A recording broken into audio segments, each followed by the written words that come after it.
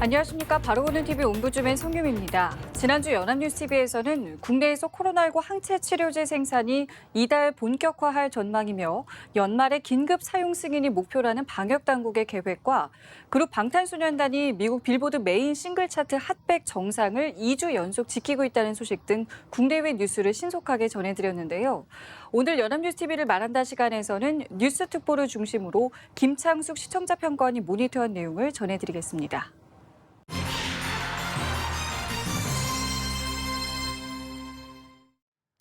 9월 6일 더불어민주당과 정부는 고위당정 협의회를 열고 코로나19 피해 지원을 위한 2차 긴급재난지원금을 포함한 4차 추경안 편성 방안을 논의했습니다.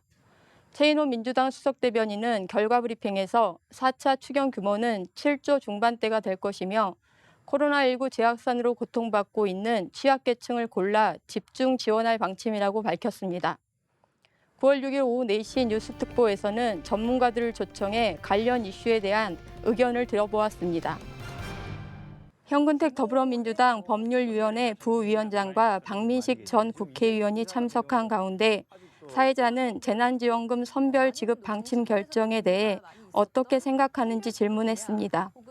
이에 대해 현 부위원장은 1차 재난지원금 때는 소득 기준으로 지원 여부를 논의했지만 2차 지원은 피해를 많이 입은 업종과 저소득층, 취약계층 등 계층이 기준이 될 것이라며 차이를 설명했습니다. 이에 대해 박민식 전 의원은 보편적으로 지급되는 기본소득과 달리 긴급재난지원금은 코로나19라는 특수한 상황에서 특히 힘든 분들에게 지급하는 것이기 때문에 선별 지급이 당연한 것이라고 말했습니다. 다만 추경이 계속되면서 재원 문제가 발생하고 있는데 재원은 결국 국민의 빚을 내서 하는 것이기 때문에 정부는 신속하게 대응하되 재원 조달에 있어서는 신중해야 한다고 강조했습니다. 이에 대해 현 부위원장은 기준을 어떻게 정하는가 하는 것이 굉장히 중요하다고 언급하며 이번 2차 지원이 신용카드 매출을 기준으로 한다면 사업자가 없는 소상공인들이 많은 현실이 문제가 될 수 있고 업종을 기준으로 했을 때는 노래방은 되는데 단란주점은 안 되는 등의 문제가 발생할 수 있다고 지적했습니다. 따라서 국민들이 납득할 수 있는 공정하고 객관적인 기준을 세우는 것이 중요한 과제라고 말했습니다. 사회자는 지원 금액 정도가 아직 발표되지 않았는데 앞으로 어떤 절차가 남아 있는지에 대해 질문했습니다.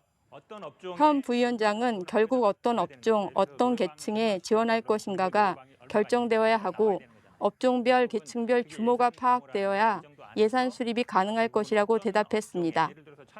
이어 사회자는 전 국민 지급을 주장했던 이재명 지사가 선별 지원을 수용하는 뜻은 밝혔지만 정부와 여당을 향해 원망과 배신감이 불길처럼 퍼져나갈 것이라며 강한 불만을 내비친 것에 대해 의견을 물었습니다.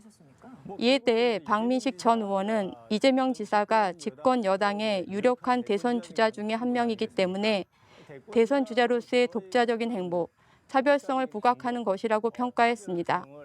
이재명 지사는 정치인이므로 본인의 메시지를 국민에게 전달한 것인데 이번 경우 세게 표현했다고 말했습니다.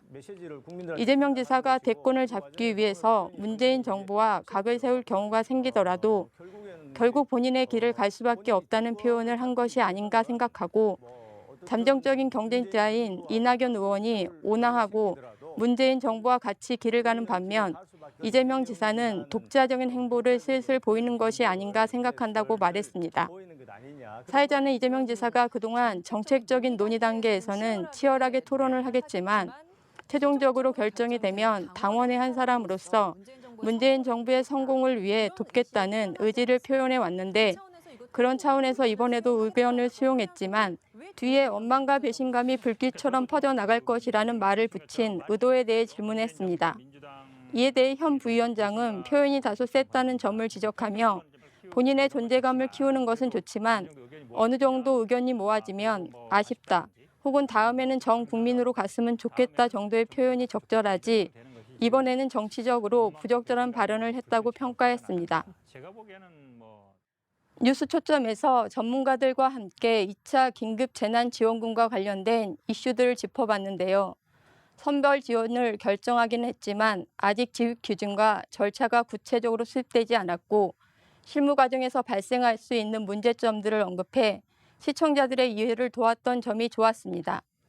하지만 공정하고 객관적인 지급 기준 마련이나 예상되는 문제들에 대한 대응 방안에 대한 질문을 보다 구체적으로 해서 전문가들의 의견을 보다 심도 있게 이끌어냈으면 좋았을 것 같습니다. 전문가들의 해안이 필요한 사안인데 구체적인 방안 없이 답변이 원론적인 수준에 그쳐 아쉬웠습니다. 9월 5일 오전 8시 뉴스특보에서는 일본의 차기 총리로 유력한 스가 요시히데 관방장관의 사고방식과 역사관에 관심이 쏠리고 있다고 보도했습니다. 기자는 스가 장관이 차기 일본 총리가 될 경우 그의 역사 인식이 향후 한일 관계에도 상당한 영향을 미칠 수 있다며 스가 장관의 과거 발언을 소개했습니다. 스가 장관은 2012년 제2차 아베 내각 출범 이후 줄곧 관방장관으로 재직하는 동안 거의 매일 기자회견을 하면서 한일 관계에 대한 입장을 내놓았는데 아베 정권의 노선과 궤를 같이 했고 한국의 각을 세우는 내용도 적지 않았다고 분석했습니다. 특히 회자되는 발언은 이토 히로부미를 저격한 안중근 의사에 대한 언급으로 2013년 안중근 표지석 설치를 위한 한국과 중국의 움직임에 대해 일본은 안중근에 대해서는 범죄자라는 것을 한국 정부에 그동안 전해왔다면서 표지석은 한일 관계에 도움이 되지 않는다고 말했다고 전했습니다. 또한 2014년 중국의 안중근 기념관이 개관하자 안 의사를 일본의 초대 총리를 살해 사형 판결을 받은 테러리스트라고 규정하기도 했다고 보도했습니다. 2018년 유엔 위원회가 위안부 문제를 피해자 입장에서 해결할 것을 촉구하는 보고서를 발표하자 일본 정부의 설명을 충분히 고려하지 않아 극히 유감이라고 반응했다고 전했습니다.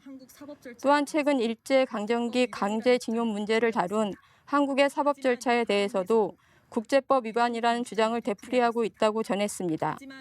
하지만 이 발언들은 대부분 한일 관계 경색 국면에서 일본 정부 대변인으로서 했던 것이라 그의 입장과 동일시하기는 어렵다는 지적도 있다고 보도했습니다. 또한 아베 총리의 야스쿠니 신사 참배를 만류하거나 일부 정치인의 한국을 자극하는 발언에 주의를 촉구했던 점에 비춰볼 때 한일 관계 관리에 나설 가능성도 있다는 관측도 전했습니다. 9월 6일 오전 10시 뉴스특보에서는 스가 장관이 산케이 신문과의 인터뷰에서 한일 관계의 기본이 1965년 체결된 한일 청구권 협정이라고 거듭 주장했다고 전했습니다. 스가 장관은 그동안 2018년 한국 대법원의 징용 피해자 배상 판결이 한일 청구권 협정에 어긋나는 것이라고 주장해 왔다고 설명했습니다. 이번 발언은 자신이 총리가 된 후에도 개인 위자료 청구권은 한일 청구권 협정 적용 대상에서 제외된다는 한국 대법원의 판결을 거부하는 기존 입장을 고수하겠다는 뜻을 재확인한 것이라고 분석했습니다.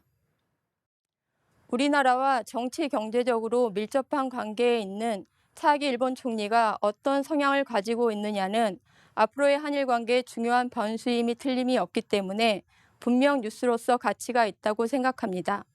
하지만 국제관계가 지도자의 개인적인 성향과 의지만으로 결정되지는 않는다는 점에서 향후 한일 관계에 대한 논의를 보다 다차원적으로 진행할 필요가 있습니다. 따라서 지금까지 누가 총리가 될지와 유력 후보자 개인에게 초점을 맞춘 보도가 다소 많았는데 한일 관계에 영향을 미칠 주요 변수들을 다각적으로 검토하고 올바른 방향성을 설정하기 위한 선제적인 논의들도 많이 전달했으면 좋겠습니다. 9월 5일 오후 6시 뉴스특보에서는 디지털 교도소에 이름과 얼굴이 공개된 대학생 A씨가 숨진 채 발견됐다고 전했습니다. 디지털 교도소는 A씨가 지인 사진을 음란물에 합성하는 이른바 지인 능욕을 요청했다며 A씨의 얼굴과 신상 정보를 게시했다고 설명했습니다. 이에 대해 A씨는 모든 내용은 사실이 아니다. 핸드폰 번호가 해킹당한 것 같다는 입장을 밝혔지만 악플과 협박 전화 등으로 극심한 스트레스를 받아왔다고 전했습니다. A씨의 학과 학생회는 A씨의 억울함을 풀어주기 위해 최선을 다하겠다는 입장을 냈고 경찰은 극단적인 선택 가능성을 염두에 두고 사건을 수사하고 있다고 전했습니다. 9월 7일 오전 6시 뉴스특보에서는 올해 8월까지 방송통신심의위원회가 접속 차단을 요구한 디지털 성범죄 정보가 벌써 지난해 연간 수준에 육박했다고 보도했습니다. 방심위는 디지털 성범죄 심의 지원단을 운영한 결과 올해 들어 8월까지 접속 차단 요구, 삭제 요구 등 전체 시정 요구가 24,688건으로 지난해 전체 25,900건에 근접했다고 밝혔다고 전했습니다. 방심위는 이에 대해 전자심의 등으로 상시 심의 체계를 구축하고 피해자 보호를 위한 긴급 심의 대상을 꾸준히 확대한 결과라고 설명했다고 전했습니다. 우리나라는 국가기관을 대신해 개인이 범죄자를 응징하는 사적 제재를 금지하고 있습니다. 디지털 교도소 측에서는 공익적 활동이라 주장하지만 실제 강력 범죄자의 신상 공개도 엄격한 기준에 의해 결정되는 신중한 사안인데 법원 판결이 확정되지도 않은 성범죄 혐의자의 신상을 민간 사이트에서 임의로 공개하는 행위는 사법 질서를 무너뜨리고 무고한 피해자를 만들어낼 수 있는 위험성을 내포하고 있습니다. 따라서 이런 행위의 명백한 위법성과 처벌 가능성에 대한 법리적 내용을 명확하게 전달하고 피해 사례들을 소개해 사건의 심각성을 인식시켜 시청자들이 경각심을 갖는 데 도움이 될 필요가 있습니다.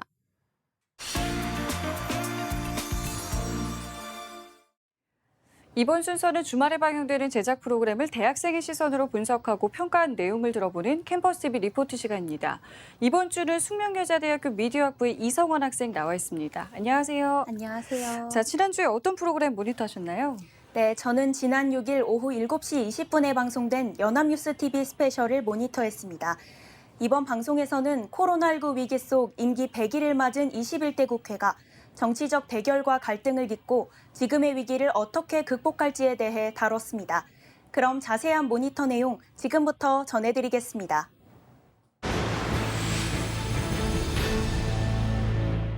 방송은 코로나19 속 여당 대표와 제1야당 대표가 만나는 모습으로 시작합니다. 코로나19 확산이라는 엄중한 사태에 공감하는 것은 같았지만 미묘한 견해차는 좁히지 못했다고 합니다. 그 갈등은 정기국회 전부터 표면 위로 드러났다며 지난달 20일 국회 기획재정위원회 전체 회의에서 두 당이 서로 고성과 막말을 주고받는 모습을 보여줬습니다. 야당 의원의 사과로 다툼은 일단락됐지만 뿌리 깊은 적대감을 고스란히 보여준 장면이었다고 합니다. 상대를 파트너로 인정하지 않으니 파트너로 인정당하지 못하는 상대는 또 반발하게 돼 이런 문제가 일어나고 있다는 명지대학교 신율 교수의 진단이 이어졌습니다. 거대 여당인 민주당은 국회법 준수를, 야당은 이를 다수결로 밀어붙이려는 거대 여당의 의도라며 맞대응하는 장면이 이어집니다. 결국 국회 첫 일정이라고 할 수 있는 국회의장 선출조차 제1야당이 불참한 가운데 진행이 됐는데요. 6월에는 국회 원구성을 놓고 더욱 얼어붙었다고 합니다. 제1야당 의원들이 상위원장 투표에 불참한 데 이어 여당을 상대로 항의하는 모습이 보였습니다. 갈등 핵심은 법제사법위원장 자리였다고 하는데요. 결국 합의점을 찾지 못한 채 표결이 진행됐고 집권 여당이 18개 상임위원장 자리를 차지하게 됐다고 합니다. 초선 의원인 황보승희 국민의힘 의원은 당시 제1야당은 법사위원회 위원장 하나만 고수하겠다고 제시했지만 여당으로부터 해당 자리조차 받아내지 못해 무력감을 느꼈고 거대 여당이 제1야당과 협치할 생각이 있느냐는 인터뷰 내용을 전했습니다. 오영환 더불어민주당 의원은 당시 5만 원 독주라는 프레임을 씌우려고 하는 것을 알면서 그런 선택을 할 수밖에 없었다는 내용이 이어졌습니다. 21대 국회는 불협화음을 이어가며 결국 임기 시작 48일 만에 정식 개원을 할 수 있었다고 합니다. 박병석 국회의장이 국민의 국회를 만들어 갑시다라고 선언하는 장면을 보며 순간의 외침에서 끝나는 다짐이 아니기를 소망했습니다. 적대 정치를 청산하고 반드시 협치의 시대를 열어야 한다는 문재인 대통령의 연설이 이어졌습니다. 지금과 같은 전 세계적인 위기와 격변 속에서 협치는 더욱 절실하다는 이야기에 공감이 됐습니다. 하지만 여야의 협치는 찾아보기 힘들었다는데요. 국회 임기 2달, 정치권의 최대 이슈였던 부동산법을 두고 여야 갈등이 폭발했습니다. 심한 고성이 오가고 회의장을 박차고 나가는 장면들이 보였는데요. 초선 의원이자 소수정당 소속으로 이 과정을 목격한 용해인 기본소득당 의원은 고성이 오가고 무작정 자리를 박차고 나가는 모습을 보면서 당황스럽게 느꼈다며 정당한 절차 후 퇴장해도 되는데 논의 시작 전에 퇴장은 납득하기 어려웠다는 내용을 전합니다.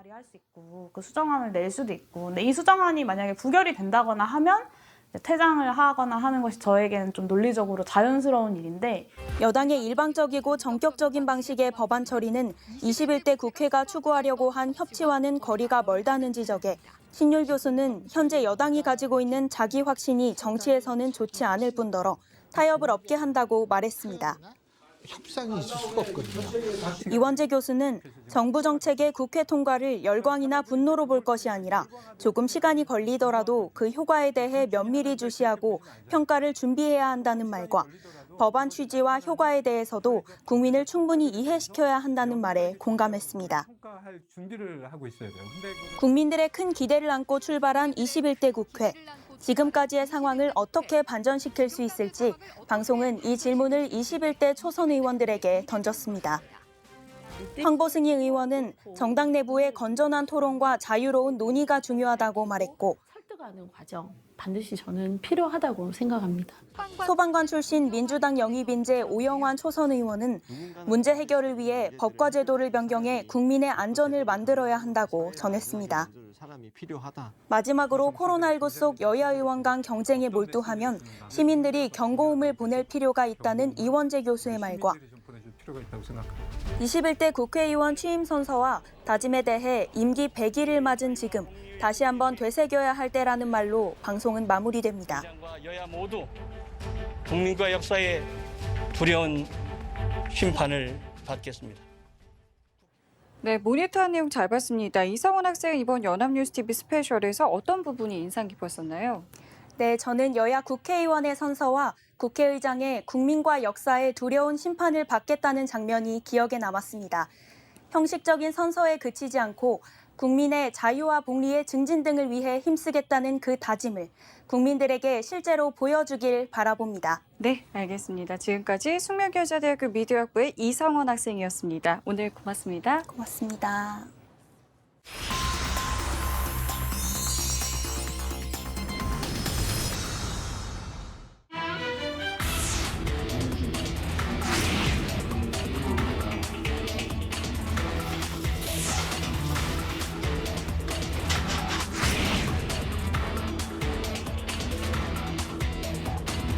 정부는 긴급대책으로 7조 8천억 원 규모의 4차 추경을 편성하기로 했습니다. 피해가 가장 큰 업종과 계층에 집중하여 최대한 두특배 지원하는 피해 맞춤형 재난지원 성격의 추경입니다.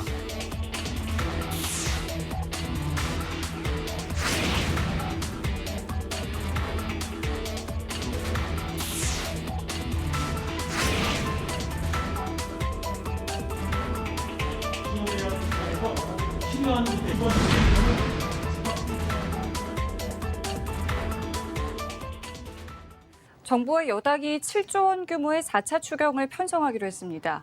코로나 사태로 직접적인 피해를 입은 업종과 계층을 지원하기 위해서인데요. 논란이 됐던 2차 긴급재난지원금은 고용 취약계층, 저소득층 등을 대상으로 선별 지원하기로 했습니다. 오늘 TV와 비평 시간에서는 이 4차 추경에 대해서 우리 언론에서는 어떻게 보도하고 있는지 자세히 알아보도록 하겠습니다. 오늘 경기대학교 커뮤니케이션 연구소의 이장환 교수 나오셨습니다. 안녕하세요. 안녕하세요. 자, 먼저 당정청이 확정한 4차 추경안에 대해서 먼저 간략하게 정리를 좀 해주시고요.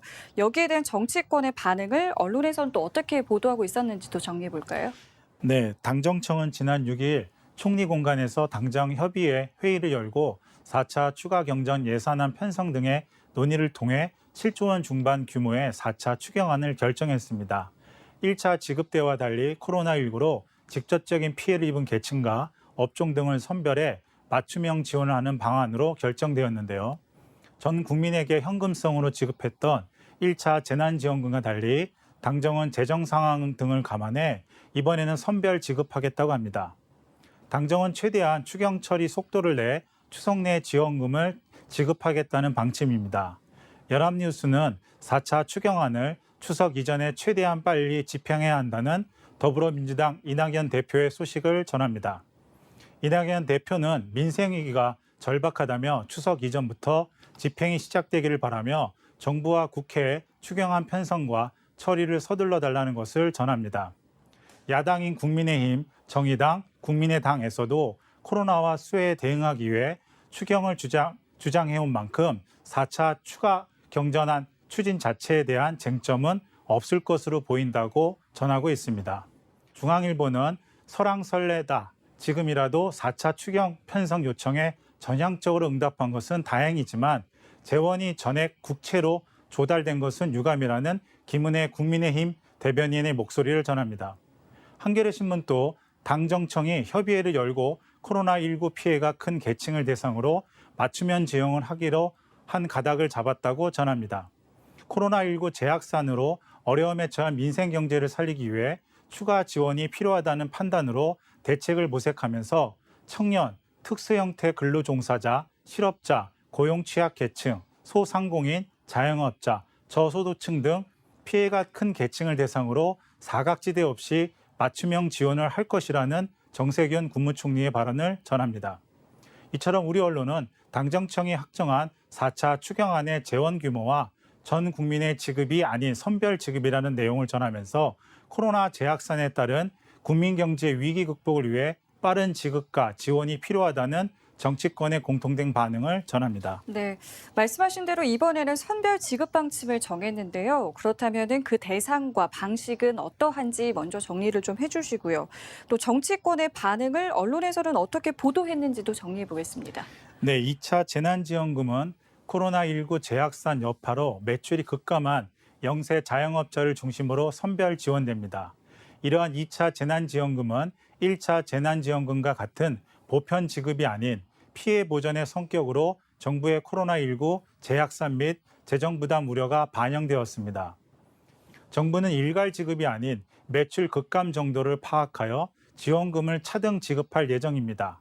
여기에 고용 취약계층, 무급 휴직자, 실직자, 기초수급자, 최상위 계층도 2차 재난지원금 대상에 속합니다. 또한 13세 이상 전 국민을 대상으로 한 통신비 지원안도 담겼습니다. 이에 대해 언론 보도를 살펴보겠습니다. 중앙일보는 김태년 더불어민주당 원내대표의 목소리를 전합니다. 김 원내대표는 집합금지 명령을 받은 12개 업종 등 고통을 겪는 소상공인, 자영업자, 특고 노동자 등 취약계층에 대한 특단의 대책이 절실하다며 현금뿐만 아니라 금융지원이 포함된 패키지 대책으로 지원의 효율성을 높이고 네 번째 추경의 효과를 극대화할 것이라는 내용을 전합니다.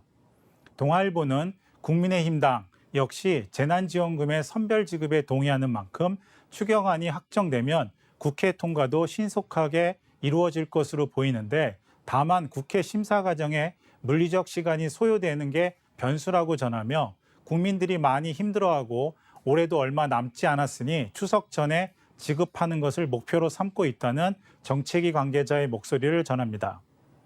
한겨레신문은 당정청이 협의한 선별 재난지급의 방침에 대해 이재명 경기도조지사의 입장을 전합니다.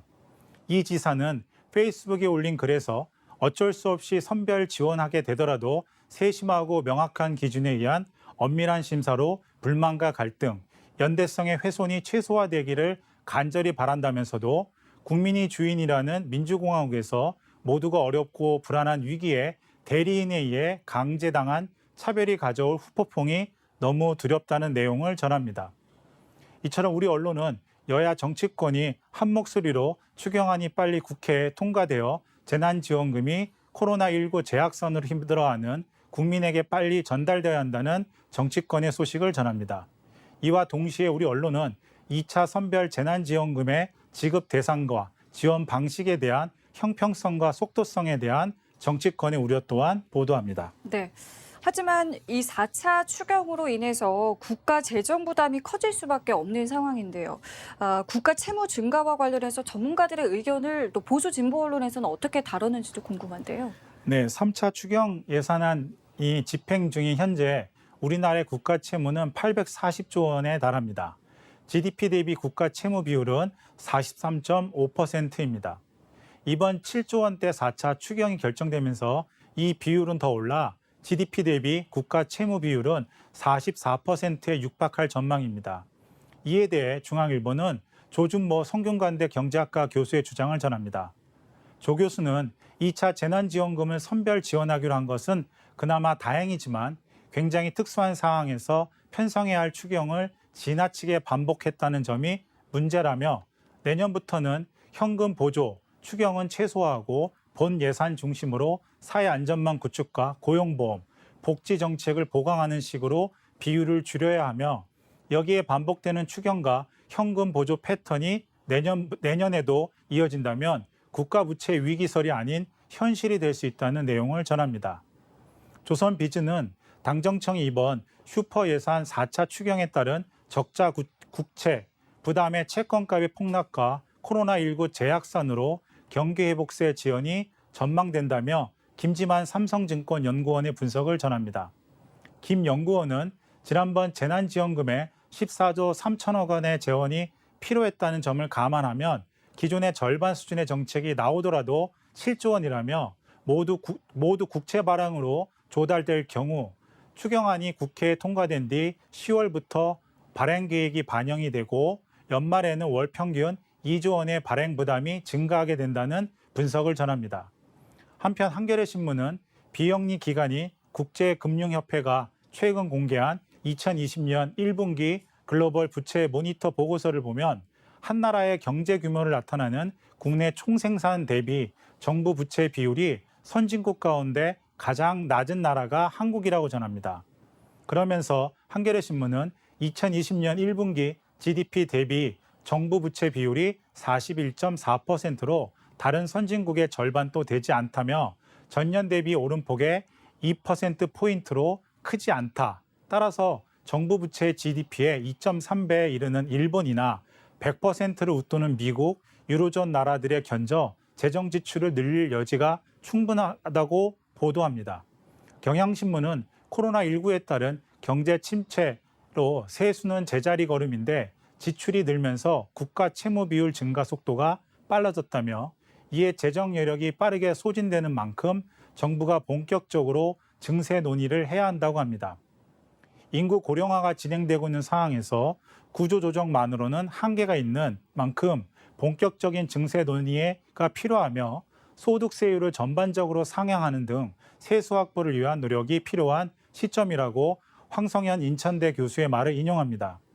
이처럼 보수 언론은 4차 추경에 따른 국채 발행으로 인한 국가 채무 비율에 대한 빠른 증가로 인한 국가 부채 위기설, 적자 국채 부담에 따른 채권가 폭락과 채권 금리 상승 위기 등 전문가들의 목소리를 통해 한국 경제 위기를 경고합니다. 이에 반해 진보 언론은 특히 한겨레 신문은 비영리 기관인 국제금융협회가 최근 공개한 2020년 1분기 글로벌 부채 모니터 보고서를 통해 북미와 유럽, 아시아 선진 국가들 가운데 한국의 재정 건전성이 가장 양호한 것으로 나타났다고 전합니다. 이에 반해 경향신문은 내년 국가 채무 비율 46.7%를 극복하기 위해서는 정부의 빠른 증세 논의가 필요하다고 전합니다. 하지만 우리 언론들은 4차 추경에 따른 국가 재정 부담에 대한 다양한 경제 전문가들의 목소리를 인용하면서 보도했지만 아주 짧은 인터뷰 방식과 해외 경제 보고서 일부분만을 활용한 단편적인 보도 방식은 매우 아쉬웠습니다. 네. 그렇다면요, 4차 추경이 우리 경제 위기 극복에 도움이 되기까지 우리 언론은 어떤 역할을 해야 하는 걸까요? 네, 우선 언론은 정부가 4차 추경을 적재적소에 잘 집행할 수 있도록 고용 취약 계층과 소상공인, 저소득층의 삶의 현장에 대한 지속적인 현장 취재 보도로 정부의 지원 대상 선별 과정에서의 갈등 해소와 신속한 수당 지급의 필요성을 제시해야 합니다. 두 번째로 언론은 정부의 4차 추경 예산이 공정하게 신속하게 집행되는지를 항시 감시와 비판을 위해 속보성, 연속성을 가진 탐사 취재 보도를 해야 합니다. 세 번째로 언론은 장기화된 코로나19로 인한 서민 경제 위기 극복을 위한 다양한 실생활 경제 전문가를 중심으로 한 생생한 서민 경제 솔루션 보도 프로그램을 제작해야 합니다. 마지막으로 언론은 코로나19로 인해 급격히 무너지고 있는 국민의 삶에 희망을 제시할 수 있는 사회적 연대와 나눔, 그리고 용기를 제공할 수 있는 작은 규모의 다양한 휴먼 다큐멘터리 프로그램의 제작이 절실히 필요합니다. 네, 알겠습니다. 지금까지 경희대학교 커뮤니케이션 연구소의 이장환 교수와 함께했습니다. 오늘 말씀 고맙습니다. 감사합니다.